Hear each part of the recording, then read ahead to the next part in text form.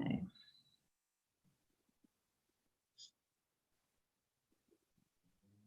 All right, so we are now live streaming on YouTube and on Facebook. So we are ready to go and begin the meeting here. All right, I now call the September 1st, 2020 regular meeting of the City Council to order. Our invocation tonight is going to be given by Mr. Tom Cahill. If you'd like to unmute your mic. I think I am, and can you hear me okay? Good. Let's put ourselves in the presence of the Lord. Jesus, you were born in a little town. You grew up under the local leaders and officials who help manage the community's daily life. We lift up our local leaders today. We pray for our mayor, city council, city administrator, police, fire, public works, general government, and all those who serve our local community. Strengthen us with your wisdom and grace for the heavy burdens we carry. Keep our hearts pure, our eyes turned towards your face as we work in the best interest of the people who are called to serve. In Jesus' name, amen. Amen. Thank you, Tom. All right, so I ask that you please rise for the flag. The flag is right here.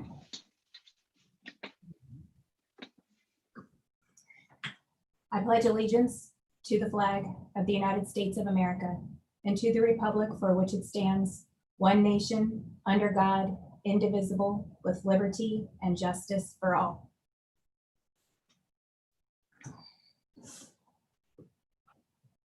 All right. Thank you. So you've all received a copy of the minutes for the August 4th, 2020 regular council meeting and the August 18th, 2020 special council meeting. Are there any additions or corrections to be made at this time? Mayor, before we do that, are we going to take roll? Oh, I'm sorry. Thank you, Gary. Mrs. Hoffman, would you be able to take roll for us, please? Ms. Sudkamp?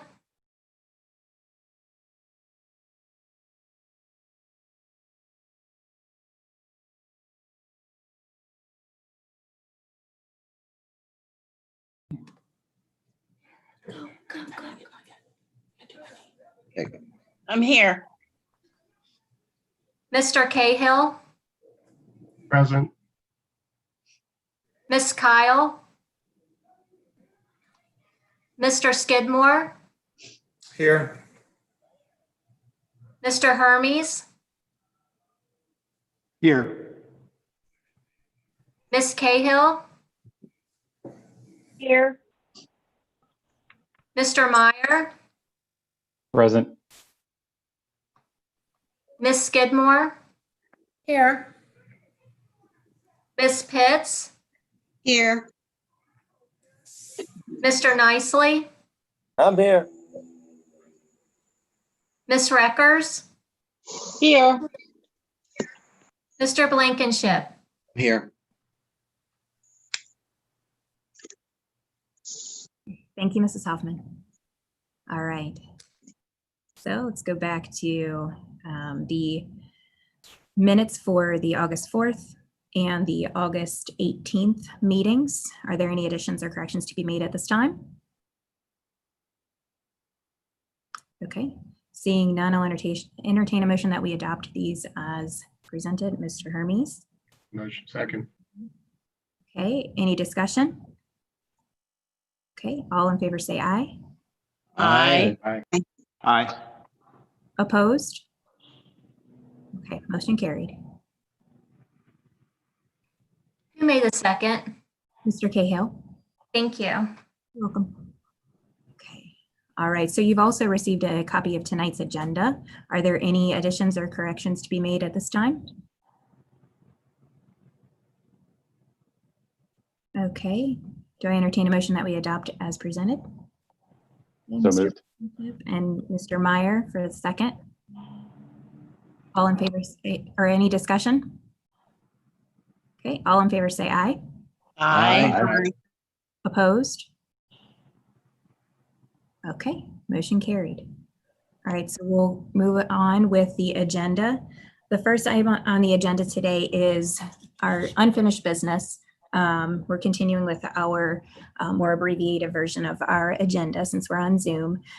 So the first conversation that we'd like to start is on the tax rate. So as you know, our deadline for setting that tax rate is by September 15th in order to get the numbers and all the information to the printer and get those tax documents out to our property owners. So we're going to hopefully have fruitful discussion today and then have a first reading on the tax rate that is discussed. And then within the week, I believe, Matt, did you have a specific date in mind for a second reading? I had assumed next Tuesday, but if you had something else in mind. I think next Tuesday is all we've discussed at this point, unless council has a different recommendation. Okay. So, just kind of the process will be a second reading and a vote, hopefully next Tuesday, so that Sherry and everybody has plenty of time to get everything to the printer and make our original deadline, which is pretty awesome because we've been getting information a little later than normal. So to be able to hit that deadline is pretty awesome. And it's a testament to how hard these people are working. So let's go ahead and get started.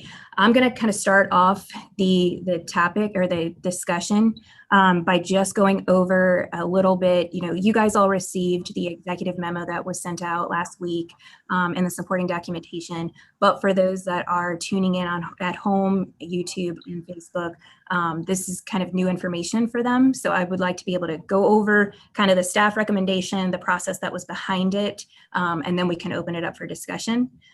So I'm gonna pull up my screen here. All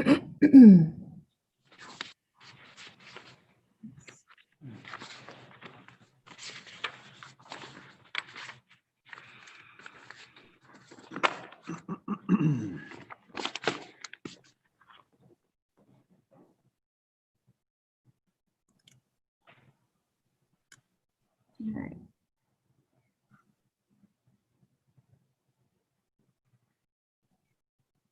Okay.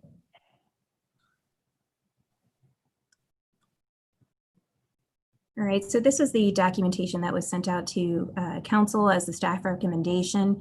There were many conversations that went in to this process.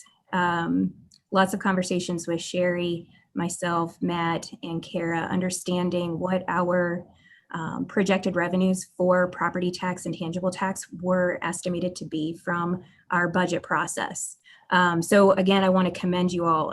Once we receive the information from the PVA to understand how our tax assessments had changed from the previous year, it was just, it was truly joyous and amazing information to see how much the value had increased for our properties. And that's not just the existing properties, but it's all the new properties that are coming online. And this is only part of it. So next year we'll start seeing more of those properties having a full picture of the actual property value of the Showcase Cinema property, those businesses going up there, the UMA building. So we're seeing the realization of this economic development, which is very beneficial for our city and for the taxpayers. So what we did, the goal of these particular tax rates was to hit the estimated property value or the estimated revenues for property tax and tangible tax that we had set in the budget earlier in this year. So that's where the 0.3075 comes from for the real property tax rate and the 0.400. So those tax rates bring in as close to the budgeted amount without going under. Okay? And pull up the next documentation I wanted to show you was what we had actually budgeted for. Let's take a look at that.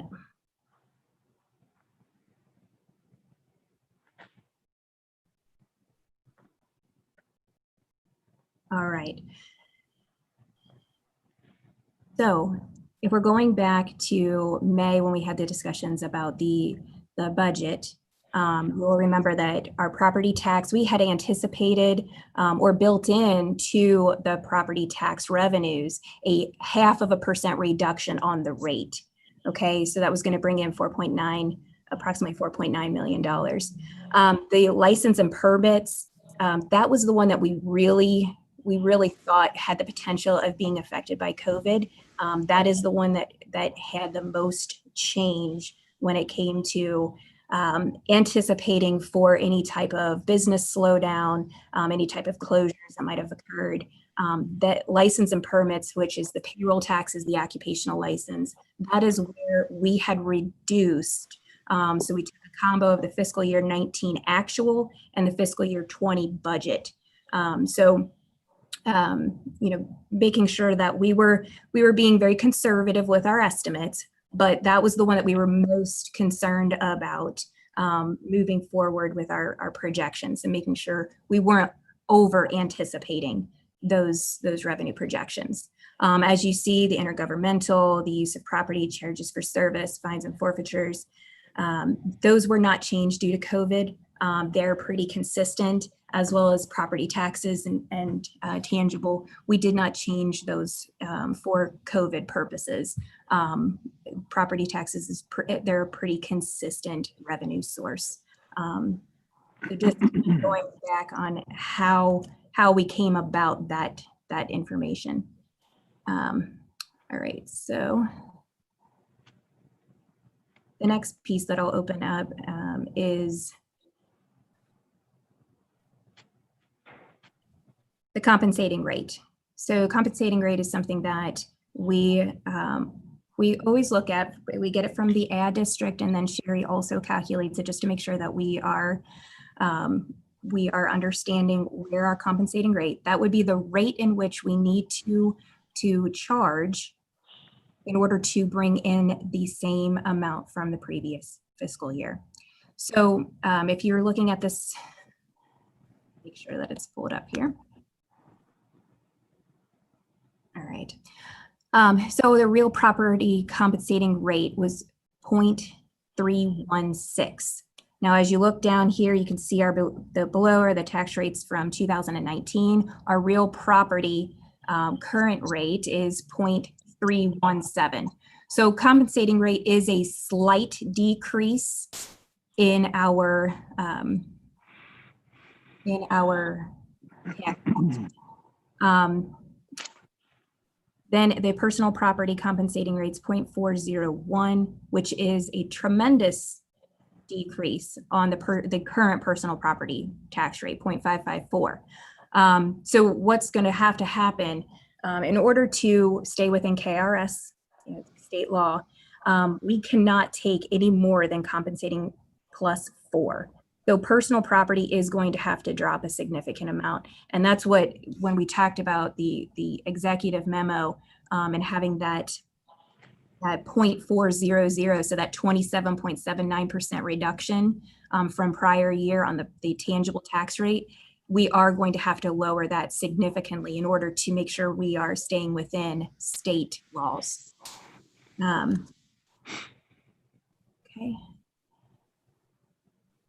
So the next piece of information we were trying to get was, and I want to make sure that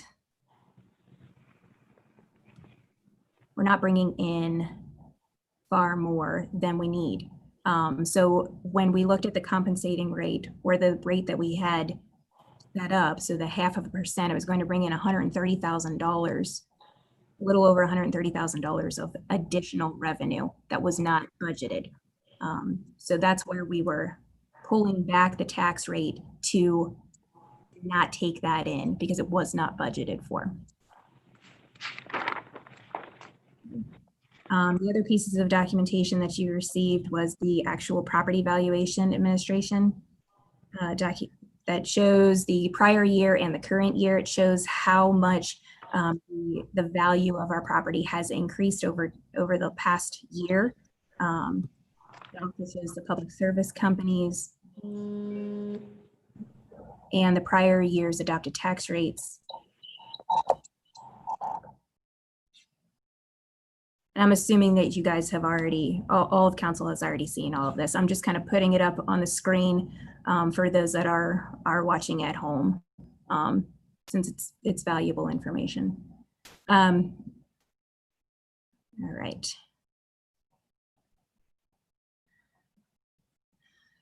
So this is the document that Kara worked on in order to get us as close to the budgeted numbers as possible. So that's where we're getting that tax rate of 0.3075, which is a 3% reduction. It brings in a little over 3.9 million for real estate. And then if you scroll down to the personal property, 0.400, which it brings in 449,242. And then we take a look at the budgeted dollar amount versus the staff recommendation, and you'll see that it brings in a little over $2,892. So yes, it is over what we budgeted. However, it does not go under. So I just wanted to throw out the logic behind those tax rates that were presented to you. And now we can open it up for, was there anything that you wanted to add, Matt? No. Okay. No, I don't think so. Okay. So we can go ahead and open it up for conversation. Mayor, I just wanted to, thank you for kind of putting all the numbers together. I know, early on before this process started, I was a vocal opponent of, changing the tax rates. But as I really, thought about it, we as council, made a decision on setting budget numbers, to where they're at and projected the revenues. We even took almost a 10% decrease in the payroll taxes, which is the one that we thought was going to be the most significantly hit against those things. And as I've, continue asking questions and things like that, I haven't necessarily seen any or heard of any indications that our, payroll taxes are going to be significantly less than what we may have budgeted. I know we're still kind of waiting on some of that information. But then, just kind of putting all those things into perspective, I know we set our expenses to, along with those budgeted items. And I think it is, prudent and proper to, set the tax rate appropriate to, the revenues that we were expecting to bring in. I think that will still bring in those revenues. And I think, one of the other bonuses is when we look at the what our amended budget was and our projected our projected reserves, between the restricted and unrestricted reserves, we're looking at, $14 million sitting there. I know you've mentioned a few times about the CARES Act money that we're going to get reimbursed at over $1 million, which I think is a more than strong financial position to leave the city in, to the fact that we could essentially stop charging taxes for an entire year and not have an impact on any services because we've got that much money sitting there to fund the operation. So I think even with some, some potential concerns or, things like that, I think it really sets us in a good position to withstand any downfalls. Although, there's very few places where we would expect to see those. Property rate or property valuations are not going to decrease. Insurance rates are not really going to change significantly from, the bulk of our revenues. So, so I thanks for, all the work. I know there was a ton of work putting this together. But I'm, fully supportive of the rates that have been proposed by staff. Thank you, Gary. Any other comments? I do have a question. Okay. Gary mentioned this was my concern, but he alluded to the payroll tax. Have we have any recent data on what we expect payroll tax to be, whether it's going to be below what we're expecting or anything on that?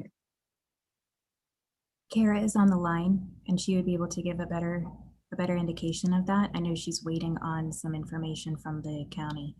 Kara, can you come on the line? Yeah, so we're still waiting on our final payment that I will accrue back to give you final numbers for fiscal year 20. But as of the last memo that I sent out, currently we were about looking about $200,000 ahead from where we projected. But again, we got to wait to see what our final payment is. So I can't give you fiscal year 20 numbers exactly until I get all that done for the audit, which we got about 20 days left before we get all that done. So, And if you don't mind, the fiscal year number that you're talking, or the number you're talking about for the last part, what's the cutoff date from where we have numbers? I'm just curious where this fits in with how the COVID hit and so forth. So the cutoff date is really technically, if you go by the KRS, it's 60 days from your year end. So it's August 29th. No, I'm sorry. My question wasn't clear. Let me try. What I mean is, you said you don't have complete numbers yet. What's the last date of the numbers we have? Oh, I'm sorry. My question was bad. I'll try it again. So last month. So we're waiting on the last quarter. So Kenton County collects and they've received the money by the time that goes into the fiscal year. So we should receive the payment from Kenton County within the next week. We're just waiting for that number. So we have it through last month. Okay. But this is going to be a final quarter because this is a big one because of the deadline for annual returns because of the IRS extension. They extended it to 7/15. So we've received some of that money, but a lot of those payers have paid, but Kenton County, it's when Kenton County processes the money. So we're waiting on hopefully a big payment. That's what I'm hoping to see. Okay. Thank you. That was my question. I appreciate that. Thank you. Okay.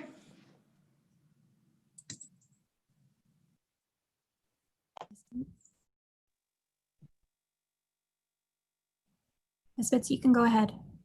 Okay. And I'm sure everybody's expecting this from me. I've been called doom and gloom, but I'm one of the people that was here during the housing market crash. And we did not see anything from that at the beginning. It lingered in over the next 2 years. It forced us to raise taxes. I don't want to ever be put in that position again. When we did our budget earlier this year, several of us said that we thought the revenue was too high. We were right and ended up having to redo the whole budget because the revenue was higher because money was taken away.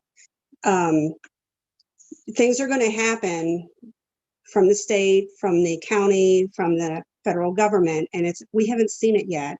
And I think 3%, and I can pretty much guarantee no other cities even considering that at this point. It's too early. I think 3% is although it's great, I think it's a bad move at this time. It's too early. We don't know what's going to face us. And I just think we need to be a little more conservative this year. And if we're surprised next year, then we do it next year. I don't know why we feel we have to do 3% this year when we're in the middle of a pandemic that we don't even know if we're in the middle of it or still in the beginning of it. So I think our residents, 3% saves them about $9 per $100,000 of their home. I think the residents right now, they want to be safe. They want their cops. They don't want us to have to cut staff if something happens. They want their roads fixed. They want their parks. I just think the timing on this, right, I think it's too soon. Yeah, I don't think we have enough time in to really see what's going to happen. So that's just my thought.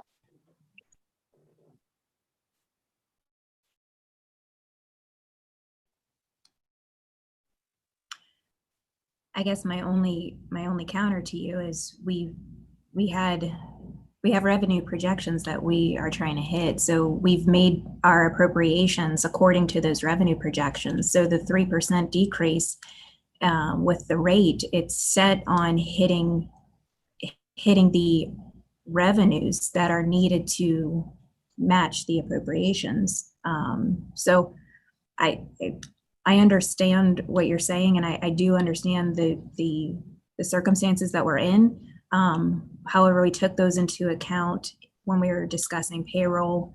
I mean, we took a more conservative number than I probably would have been on board with. So we did account for these concerns. I just don't know if it's absolutely necessary to account for it in the property tax. But Patty? Yes, ma'am. Thank you very much. I completely agree with Corinne.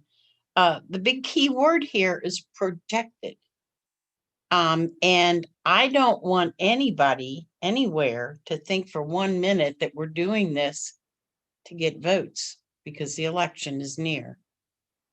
And I think we should be extremely conservative. And next year, if things work out the way we all hope they will, decrease it by 5%. I don't care, but not now. Not now. Thank you. But I think one of the things, though, when we think about even the payroll tax, if we lost our entire payroll tax revenues, we could still fund that difference from reserves for 5 years. I mean, I just don't, I get, concerned with trying to understand how many more millions of dollars do we need to take in tax revenues that we're not allocating to anything. And that's where my big concern, is when we think about those things. So when some cities had to borrow from the state for payroll, we didn't have any issues because of how conservative we were during the housing market. We're in this situation now because of steps we took during the crash of the housing market.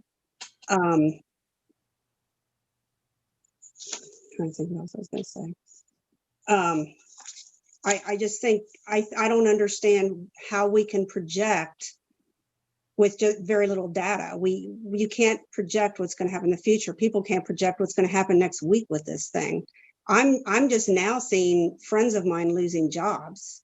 The stock market's doing great, but people are still getting their it's all from the stimulus package. People are spending, but when that goes away, when people aren't making more than they were when they were working, who knows what's going to happen? There's so many ifs right now. And I understand, go back to that payroll, the property tax is very consistent, a very consistent revenue source. So when we're thinking about our residents, our property owners, and the unknown of COVID, to be able to give back to them, I know that it might be a small amount, but to a small amount might be a significant amount to some people. So if we know that we can operate with no cuts to service with this rate, I don't. So let me ask you this. So the people with the cheaper houses probably have more financial issues than people with more expensive houses. I don't know. If I were rich, I'd probably have a $300,000-$400,000 house. If I wasn't, I'd probably have a $100,000 house. So if you're looking at 1%, they're getting about $3. If you're looking at 2%, they're getting $6. If you're looking at 3%, they're getting like $9 per 100,000. That's really not a lot of money. We started lowering our insurance premium this year, and I would love to continue that next year.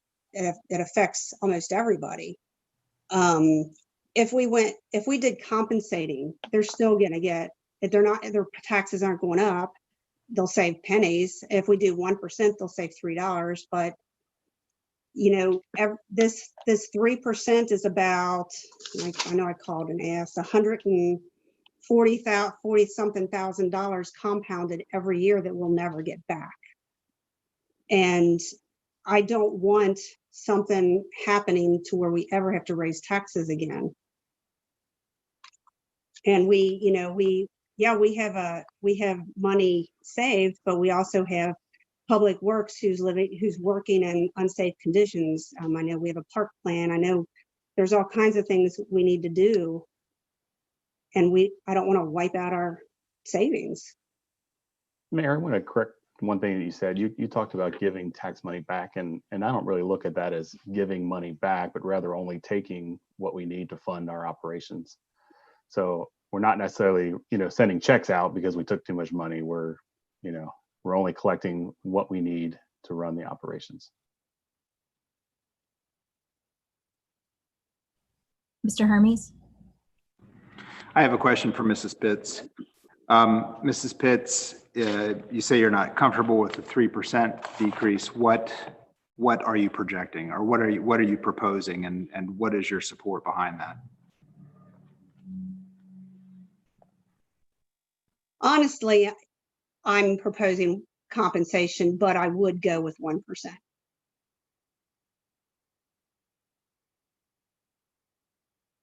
A 1% decrease? Yes, Okay. because I how don't do you- ever how want to you do come up with that? compensation plus 2 or 4 again, ever. How do you come up with that number? I'm being conservative. I'm being a conservative with, yeah, let's save them a little money, but let's have some cushion until we get more data on what's going to happen. There's $14 million in reserves right now. How much more cushion do you want?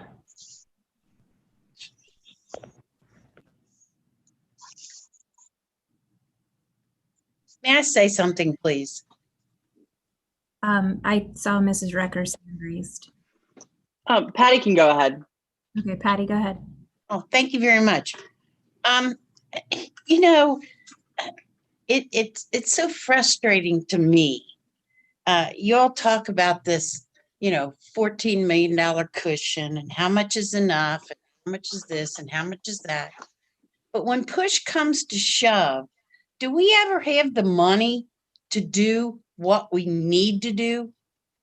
This business of those public works employees working in black mold conditions is absolutely horrific. Are we going to keep them there on railroad property? Or are we going to buy other property and move them? What's that going to cost? The fire department is, they're busting at the seams. Yeah, I swear, I really would love to understand the logic behind this. Thank you. Mrs. Reckers and then Mr. Meyer. So I definitely support the 2%. I know we talked about that during the very, very challenging budget process that we went through earlier this year. I think 3 might be a little aggressive, being that we haven't really seen a better picture of the realized income that we will have coming in. I know the projections are good. I'm excited that they're good. I just want to make sure we're not being irresponsible. As Ms. Pitts said, I mean, it's a very nominal amount, but my concern would be because the cushion that we have has to ultimately serve a specific purpose based on the restrictions for where that money is. We do have larger capital expenses that will be coming up. We have to account for variable change. So it is only $140,000, right? Isn't that the difference between 2 and 3%? Right. So I mean, I have concerns about us needing that revenue. That could be a contract officer if we need more patrol. I mean, we patrol the highway. We never know what's going to happen on the interstate. Our businesses need more of our services. Erlanger is still growing. I mean, we've almost hit that, that point where we'll start to see a more mature economic environment, but we are still in the growth zone. So those services, I feel like I would hate for it to look irresponsible on our part to do such a dramatic cut, but I do support 2%. We did discuss that earlier in the year. It made sense when we ran our budget 15 different times. But I do have those concerns. I mean, we do need a new public works building. We will need a new firehouse in the next few years. We have to account for variable change, and I'm concerned that may not be taken seriously right now. So. Okay, so I would like to address that a little bit. because over the last year, we've gone through a facility study process. Mr. Cahill, Mr. Hermes, all of our department heads, they were part of the facilities study task force. We hired PCA Architecture to do a facility study. So this was based on understanding what our space is that we have now, the square footage, and what the department heads project for the next 5, 10, 20, 30 years in the future. We are still waiting for PCA to complete the study. They've given us some preliminary numbers. However, we've kind of gone back to them and asked them for some additional information. We should have that information by next week. Then once that is done, we are going to be presenting that to the task force, who will then complete their recommendation process. Once their recommendation process is ready to go, then it'll be presented to council. So the Public Works, from Matt and I's perspective, the Public Works facility is at the top of the priority list. And we've already had conversations about moving on that very quickly. The firehouse is right behind that. So these things are being worked on. There's a process that has to be gone through in order to make sure that we are building something that is going to last them for the next 20 plus years. So this is not being rushed. This is being very strategically and methodically put together to make sure that we are spending the taxpayer dollars as efficiently and as effectively as possible. And there is a process. It does take time in order to make sure that we're building the right things. So Emma at PCA is putting together everything that we need to help make those decisions. But by simply saying we need a new public works building, that's important. However, we actually need to know, how many meeting rooms do you need? What's the size of your training room? All of these little nitty gritty details that are being worked out, that's what's being built right now. So it's in process. It's not that it's being forgotten, it's in process. I just hope that nobody gets deathly ill from black mold.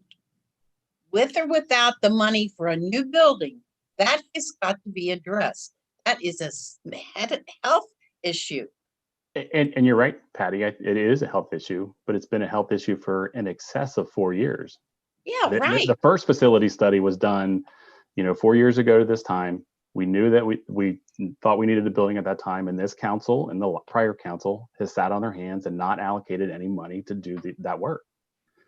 And I would agree. If there's a health issue, we should have addressed that. And I think there was a little bit of money allocated to address some of those critical items right away. But then everything else is kind of just sat around, and then where you spent more money on another study to say, hey, we've got to do so. At some point, we've got to get off the pot and get moving. Well, I just hope that nobody dies in the interim while we're making all these plans. Can I raise a question, please? You mentioned that we're going to have some numbers on these items within the next few weeks or next week or so. Do you have any preliminary numbers that you could share with us at this point? Because we're being asked to set a tax rate without all the information. And I want, we're talking about using reserves and things, that the money being available. But I'd like to, if we have any idea what this public works building is going to cost or what a firehouse is going to cost, I'd kind of like to know that, because I do agree we should use some reserves to pay those things that need be. But these are all, all these financial things are part of a piece. We have to look at the property tax revenue. We have to look at the payroll tax revenue. We have to look at how we're going to use our reserves. You can't really look at things in isolation. So do you have any kind of projections or ideas on what this public works building will run us? Matt, how much do you want to go into depth on that? Because it's not ready. And there were more pieces of information that Emma needed to add to the study. So any numbers that we have right now are not accurate. And I really hesitate to give out inaccurate information. Okay. Well, Matt? it's just making us decide the issue without information. That makes me a bit uncomfortable. Well, but I think even if we, had a plan or put a plan together over the next several months, and the reality is we're not going to spend any of that money this fiscal year. right? I mean, it'll take a while to, you know, put those kind of plans together and get that work done. And I mean, we're realistically looking at, you know, 2022, probably before any ground is broken. But this money, we lose it every year, not just this year. Right. It's And compounded. my whole Yeah, we're not losing My the whole money. point- We're just not taking what we don't Right, need. right. my whole point in mentioning it was that the reserves, this cushion that we talk about, is our funding mechanism for these projects. So it's yes, we could go without receiving you know, the payroll tax for an entire year because we have a funding, or for 5 years rather, because we have a funding mechanism, but that funding mechanism is needed for other projects. That Yeah. was my point of mentioning that the capital fund itself. So No, you're right. And I think historically, That's- you know, we don't use cash to pay for, you know, facilities unless that's what we're looking to do. Typically, we'll take on debt or issue bonds to build those large scale facilities and pay that off over a number of years. And I believe we're right at the point where we're, you know, finally paying off the last of the debt service that we have.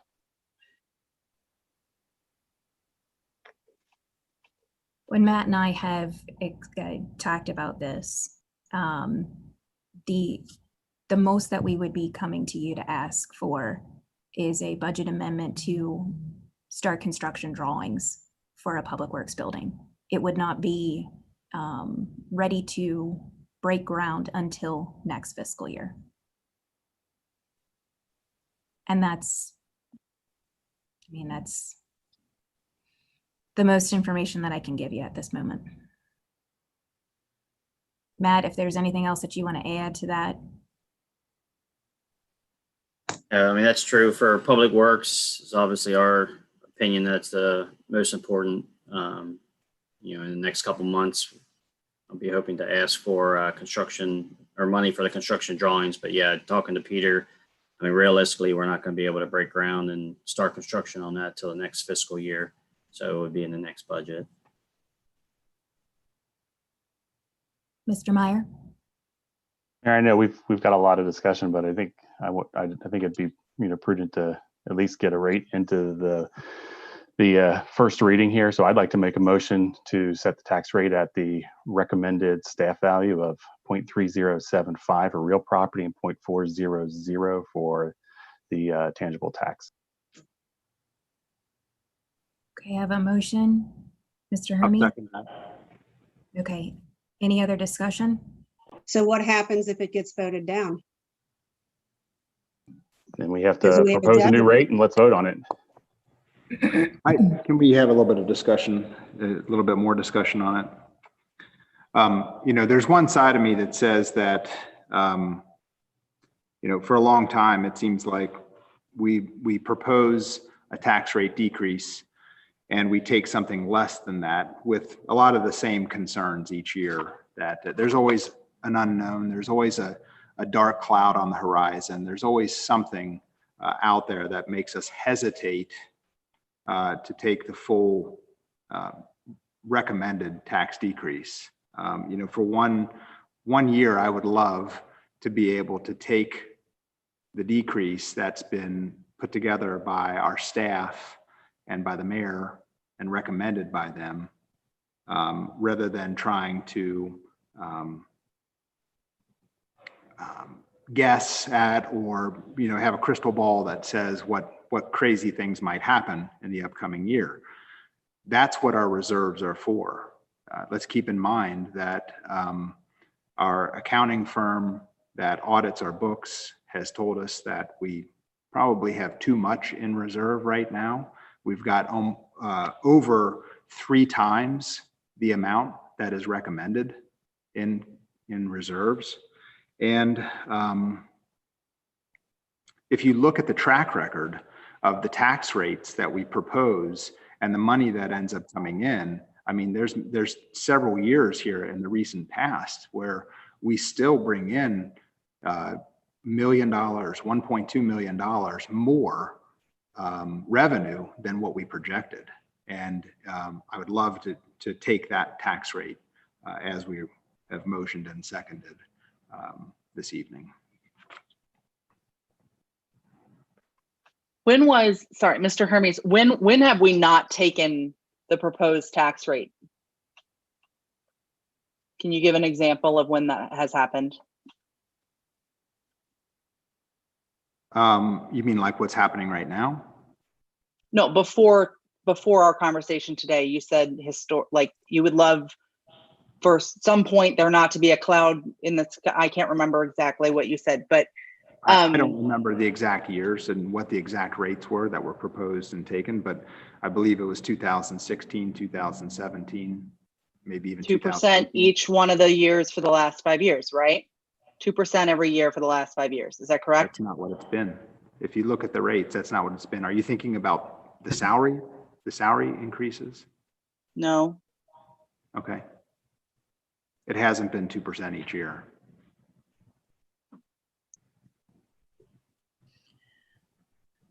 Okay. So we have a motion and a second.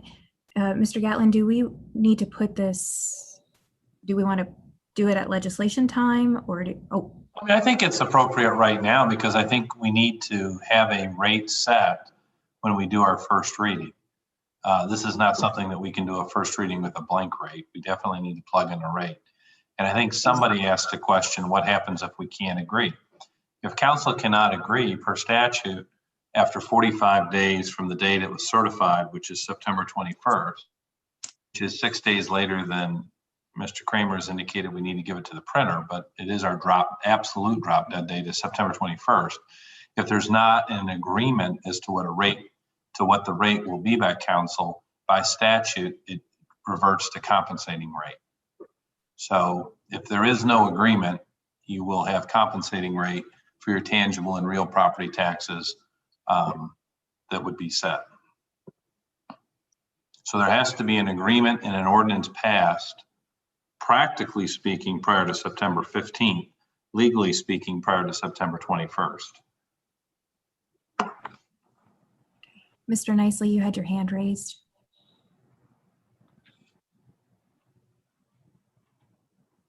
Never mind. Okay, so we have a motion and a second. Any other discussion?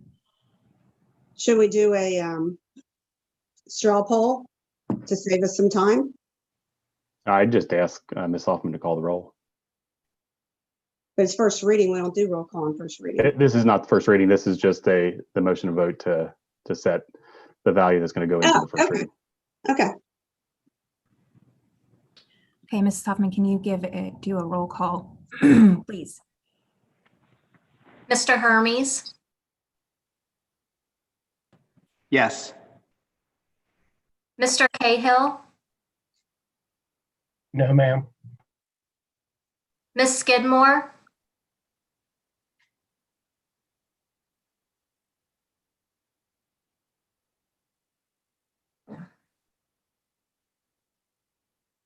Mr. Blankenship, No, ma'am. Mr. Nicely, Yes. Yes. Ms. Cahill, No, ma'am. Ms. Pitts, No, ma'am. Mr. Meyer, Yes, ma'am. Ms. Reckers, Yes, ma'am. Ms. Sudkamp, No, ma'am. Mr. Skidmore. No, ma'am.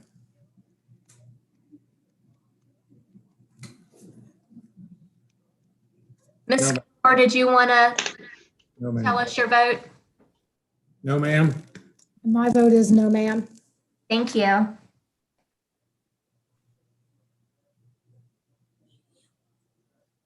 So I think from a practical perspective, if the goal tonight is to have a first reading, I think it would probably make sense to have a motion on the floor at what rate someone else would project for both real and personal. Mrs. Sedkamp? I would make a motion that we make it 2%, please. Mrs. Cahill, or Ms. Sudkamp, what value would that be? We need a specific value to vote on. Well, we were going to vote on 3%, so I'm advising 2%. So I don't know what you want. Well, We need the rate per 100. So I don't know if, Kara, if you can do that calculation for Ms. Sudkamp so that we plug the right rate in. It looks like it would be $3 or 3.10 per thousand. So it's we do it per 100. So it's 0.3 10. for real property. And what's it for tangible? I don't have that. Here are the numbers. They're up on the screen. So there's not a rate that gets you equal. I mean, it's going to be. I see it's somewhere between 0.310 and 0.311. Yeah. So again, I'm not trying to be difficult, but Ms. Sudkamp, if you could propose either the 0.310 for real or the 0.311 for real. I'll propose the 0.310. Okay. And then we need the same calculation for tangible. Here are the tangible options. The tangible option that we gave was the highest that we can set for incremental. Correct. Yeah, because the compensating rate already dropped it to, the compensating rate was like 0.401, wasn't it, Mayor? Yes. Yeah. So just for clarification, Ms. Sudkamp and the rest of council, we cannot, if we're doing incremental for real, which is what 0.310 is, we have to be at least 1,000th of a point lower than the compensating rate for tangible, which is that 0.400 number. So that was already set at the highest that we could legally set it if we're doing any reduction of real property tax. So does your motion include the 0.400 for personal or tangible? Yes, please. Okay. All right. And I'm not trying to lead you in your motion. I just want to make sure we do it right tonight. No. We want everything to go right. Yes. Okay.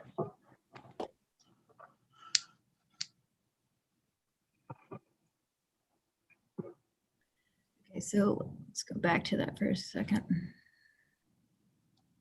So we actually know what we're doing here. So the number for property is $4,026,717. And then the tangible is $449,242. Take a look.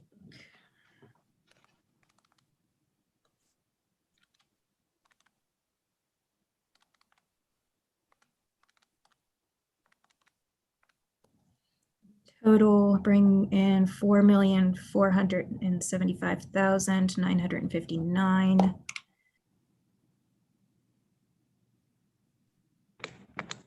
Minus.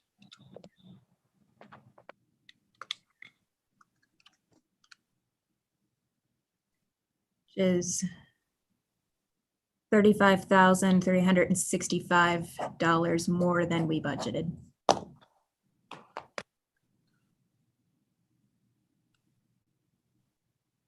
Is Kara here? Yes.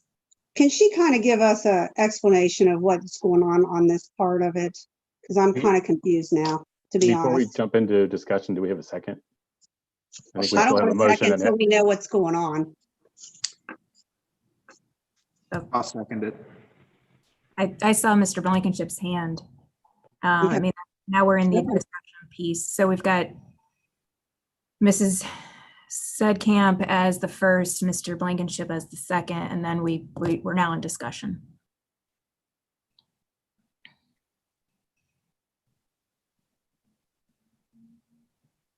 Ms. Pitts, do you have a question for Karen? Yes. So what was going on with the tangible? What were you guys just doing? So Patty said the 0.311 or the 0.310. And then you guys lost me on the other part. I think if I had that correct from Mr. Gatlin, they took the highest rate possible that they could on the tangible property tax by law. So while it's different than compensating or compensating plus 4, that was the maximum amount of rate that we could take. And that's the staff. And that's the staff recommendation on the tangible, right? Yeah, not just the staff recommendation, but the So the I'll statutes. let Kara jump in. This is a Please. very, very weird year for tangible property taxes. The compensating rate, we had to take close to a 28% reduction in the compensating rate, primarily due to the significant increase in projected tangible property tax revenue. And it's frankly the oddest thing I've ever seen. And Kara, I think, triple and quadruple checked it, but I'll let Kara jump in here. Thank you. Yeah, so we had a substantial amount that was added to our real property this year. So therefore, because we had such a high rate, it decreased our compensating rate. So last year we were at 0.554. So now our compensating rate was, I believe, at 0.401. Was that compensating for? So based on the law, for KRS, if you're going to take compensating for one, you have to take it compensating for the other. And and then if you take, after you do incremental, it doesn't matter if you're going lower than the compensating rate. So the highest amount that we can take for tangible is the 0.400. Because if we take the compensating rate for tangible, then we definitely have to take compensating rate for real. And just again, to clarify, Kara, the compensating rate for tangible was 0.4001. So I mean, we're talking Yes. a few dollars is really all we're doing of reducing tangible from what the compensating rate for tangible already was. Correct. And from a practical perspective, I think it's just because of all of the significant growth that Erlanger has seen in the last few years, it's starting to come through the tax rolls. So it's a unique situation that your compensating rate, which is just replacing the same amount of revenue that you had last year, that tax rate is being reduced by 28% in the tangible property category. I mean, it's huge. I mean, that signifies huge growth to the city. Again, it's pretty amazing. If I read that right, Mr. Gatlin, that was going from $79 million in personal property subject to the tax rate up to $112 million. That's right. Subject to the tax rate. That's right.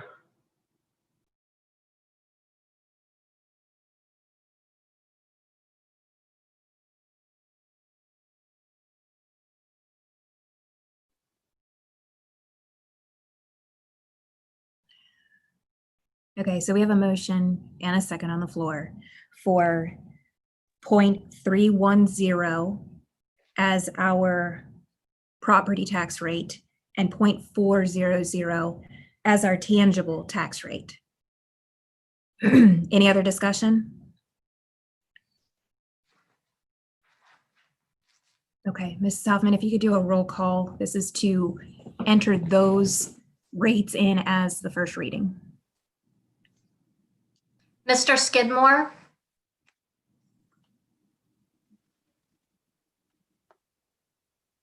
No, ma'am. Ms. Sedkamp, Yes, ma'am. Ms. Reckers, Yes, ma'am. Mr. Meyer, No, ma'am. Ms. Pitts, No, ma'am. Ms. Cahill, Yes, ma'am. Mr. Nicely, Yes, ma'am. Mr. Blankenship, Yes, ma'am. Ms. Skidmore, No, ma'am. Mr. Cahill, Yes, ma'am. Mr. Hermes. Yes, ma'am.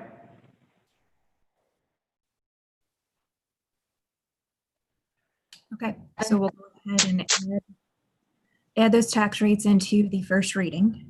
And then after the first reading tonight, we'll schedule the next meeting for next Tuesday. To, have the second reading and vote. Next item on the agenda is the amended ethics ordinance. Okay. I sent an email to council this afternoon. We are still waiting to hear back from NKREA regarding the modifications. Do you guys have any questions about the changes that have been made thus far in the document that's been provided? Ms. Records, I don't have any questions yet, but I have not yet had a chance to read that this afternoon.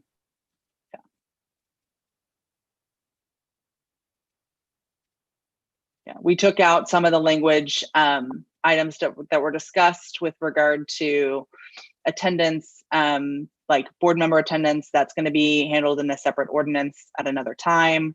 Tried to simplify some areas of that, but there are things that still need to be changed. But I wanted to give you guys an update as to where things stood with the document. Yes, Mr. Hermes? I think the only thing that I was thinking was the penalties and fines that are equivalent to 1 month's pay. While that probably is pretty reasonable for a council member, that would be pretty devastating if it were, a fire chief, a police chief, or a city administrator. And I realized that after I received an email from Mayor Fetty that we didn't exclude those. I think it's C, D, and E of the officer definition should be excluded. City employees should be excluded from that particular section. So great catch on that. Well, I think then there probably should still be some kind of penalty. But that would probably be handled through city government. Yes. Mm-hmm. I agree. I just think that verbiage should be in there. Agreed. Thank you.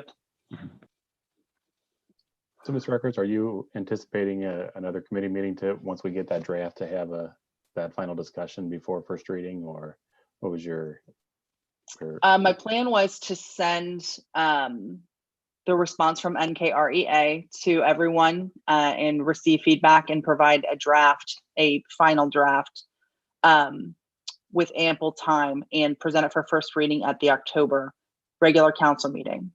Because we're having the tax special meeting, I don't think it's necessary at this time to call an additional special meeting in September. Okay, thank you. Specific to this item, to be clear. Any comments? Okay, well, I will await email responses for anyone who did not have any comments this evening. Thank you.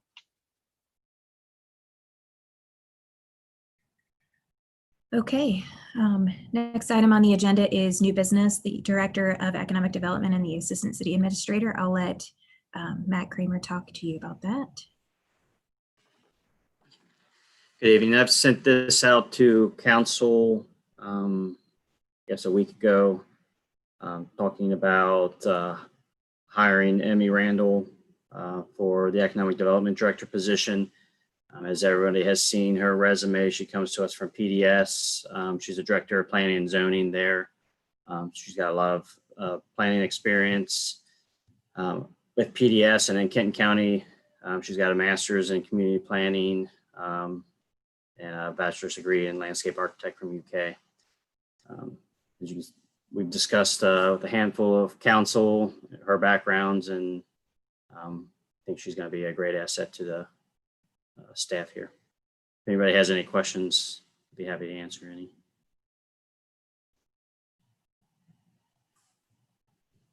I would be asking for a motion to approve her in that position.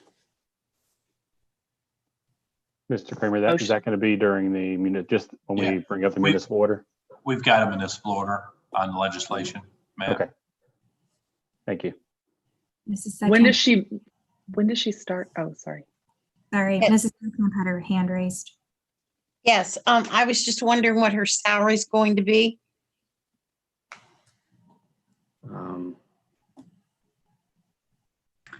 Is that, I don't think it's appropriate to talk in this meeting right now. Is that correct? Because there isn't a, that wouldn't be subject to an open records request at this point. Not at this point. I'd prefer to do that in the executive session or offline if that's possible. Yeah, that's Patty. perfectly fine. I just wondered with all the new additional responsibilities that they were putting onto David's former position, just curious as to how much more you're going to have to pay. Yeah, it's all, and we definitely, it's within budget, obviously, for our general government. It's also within the pay band. Correct. Thank you. Mrs. Reckers? When does she start?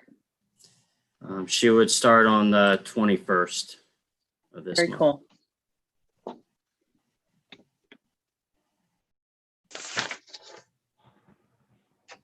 I asked the question when I read her resume, and I was just curious to the answer. In 2015, she had almost the exact same title we're giving her here in Erlanger, but she only spent 3 months at Coleraine with that title. And I was wondering if they had looked why she only spent there 3 months. Was it a better job, whatever? And my only concern is, would she do that to us too? If something better came up, or maybe there was a different reason. But in 2015, same title, 3 months at Coleraine, and just curious why or what, the reason behind that was. Yeah, I apologize for not calling you back on that today, Kathy. I did speak with her. We're still doing the background check. So, this does not mean that necessarily everything will go through, but I do need your approval per our ordinance to offer her the job officially. So it's still, even the vote today will still be pending the background check. And I'll give you all that information, Kathy, once we have it all, if that's acceptable to you. Yes, thank you. I just, was curious. Mr. Hermes? I'd like to motion that we proceed with Emmy Randall. Okay. I think it's, we need a motion a second yet, do we? I think it's already on the legislature. Item number 4. Is that okay, Mr. Gatlin? Okay. Yeah, we can do it now. That's fine. Oh, you want to do it now? Sure, why not? It's all right. We got a motion on the floor. I'll second that motion to approve Emmy Randall as to the appointment of Director of Economic Development. All right, so we have a second. Any other discussion?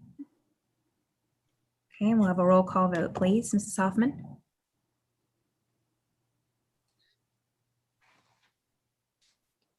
Mr. Cahill, Yes, ma'am. Miss Skidmore, Yes, ma'am. Mr. Blankenship, Yes, ma'am. Mr. Nicely, Yes. Miss Cahill, Yes, ma'am. Miss Pitts, Yes, ma'am. Mr. Meyer, Yes, ma'am. Reckers, Yes, ma'am. Miss Sudcamp, Yes, ma'am. Mr. Skidmore, Yes, ma'am. Mr. Hermes. Yes, ma'am. Great, thank you. All right, next. Thank you. Thanks, Matt. All right, legislation is next on the agenda. Mr. Gatlin? Yeah, first we have the wage scale ordinance. This is a second reading. This is an ordinance of the city of Erlanger and Kenton County, Kentucky, updating the pay scale for all Erlanger employees and non-elected officers and amending the title of finance clerk. All of the struck through items are what has been changed. The underlined items are what have been added. Also within that is increasing the minimum and maximums based on COLA. Again, this is a second reading.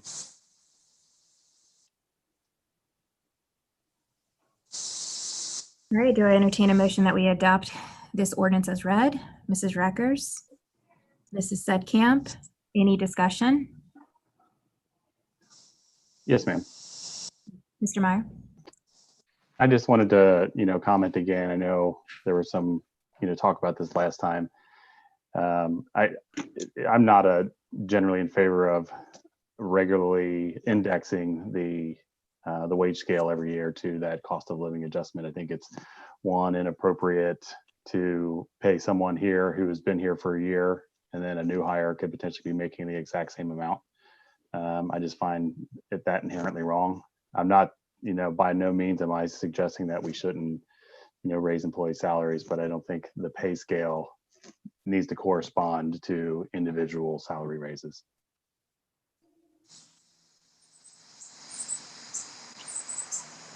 Any other discussion? We'll do a roll call vote. Please, Mrs. Hoffman. Vote on this.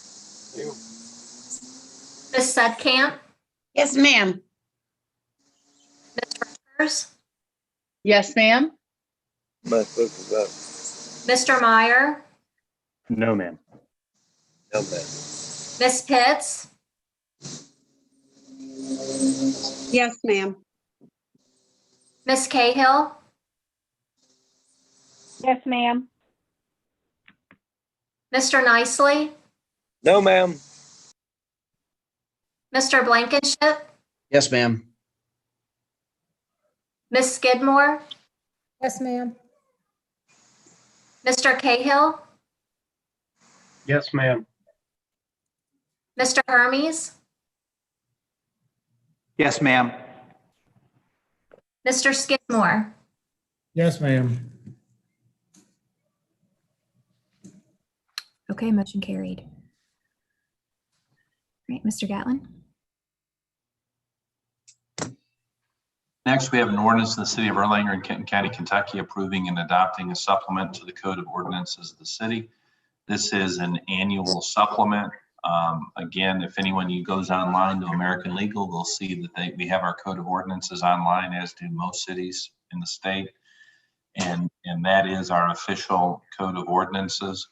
So each year we pass a series of different ordinances and then do this supplement to the Code of Ordinances annually. So this is merely a housekeeping measure that is putting all of the ordinances that we have passed between ordinance 20 through this time last year into the new Code of Ordinances. He's got the best. No. I'll move that we adopt this codification ordinance as presented. Okay, Mr. Meyer, do I have a second? Mr. Hermes, any discussion? Okay, roll call vote, please. Ms. Skidmore,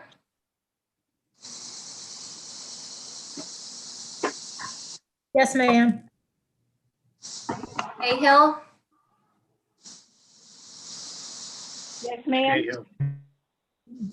no, Mr. Cahill, Yes, ma'am. Mr. Hermes, Yes, ma'am. You want to do yes? Mr. Skidmore, Yes, ma'am. Ms. Sedkamp, Yes, ma'am. Ms. Reckers,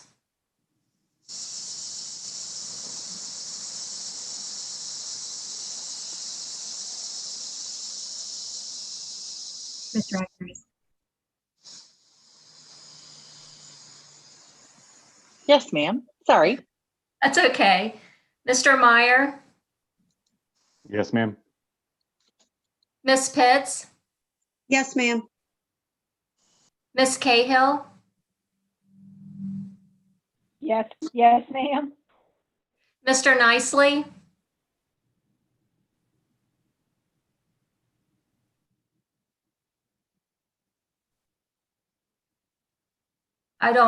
Mr. Nicely, we just lost him.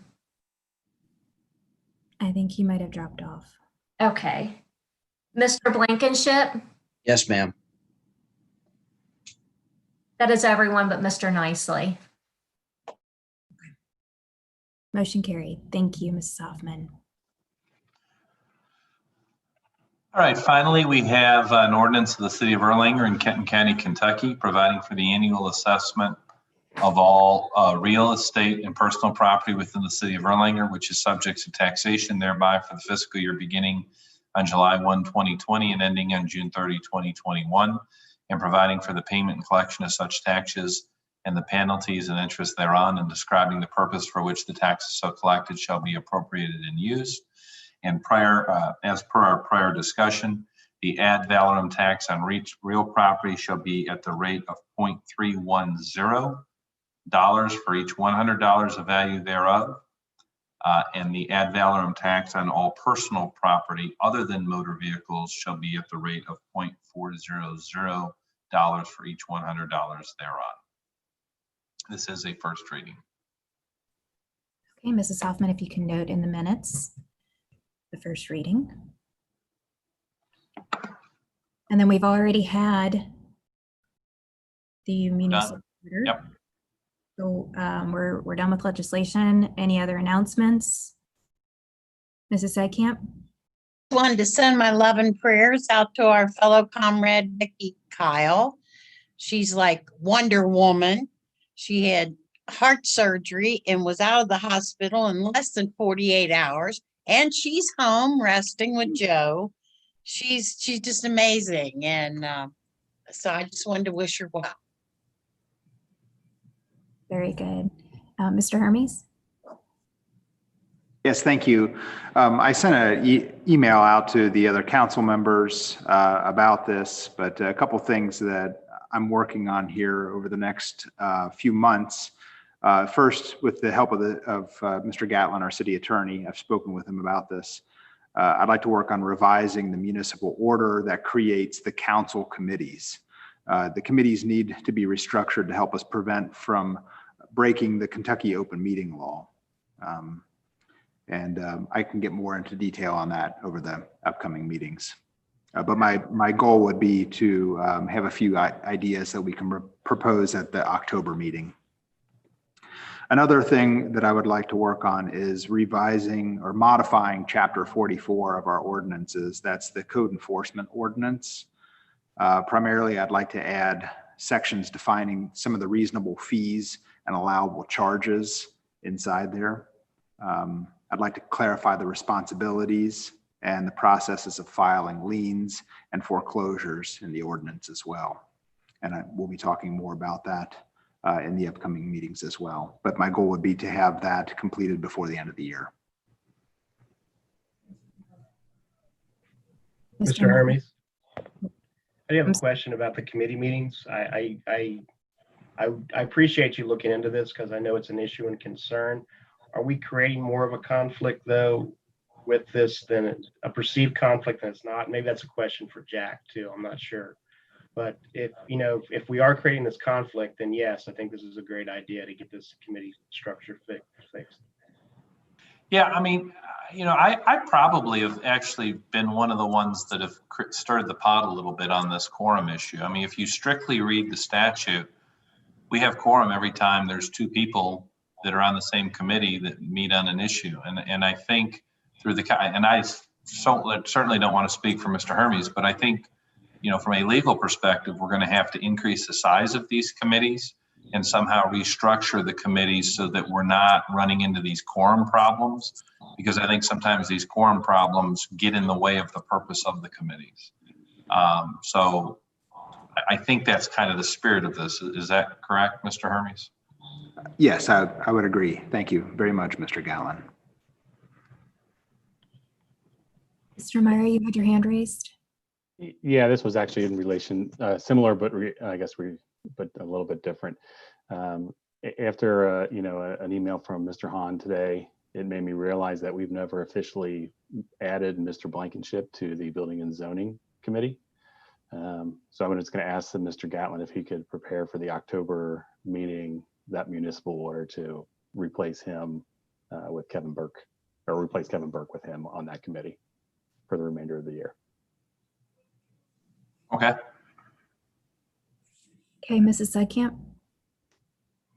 Tyson, there's only 12 of us, so does that mean that you want more council members so that we can have, 4 people on a committee, or what are we going to do here?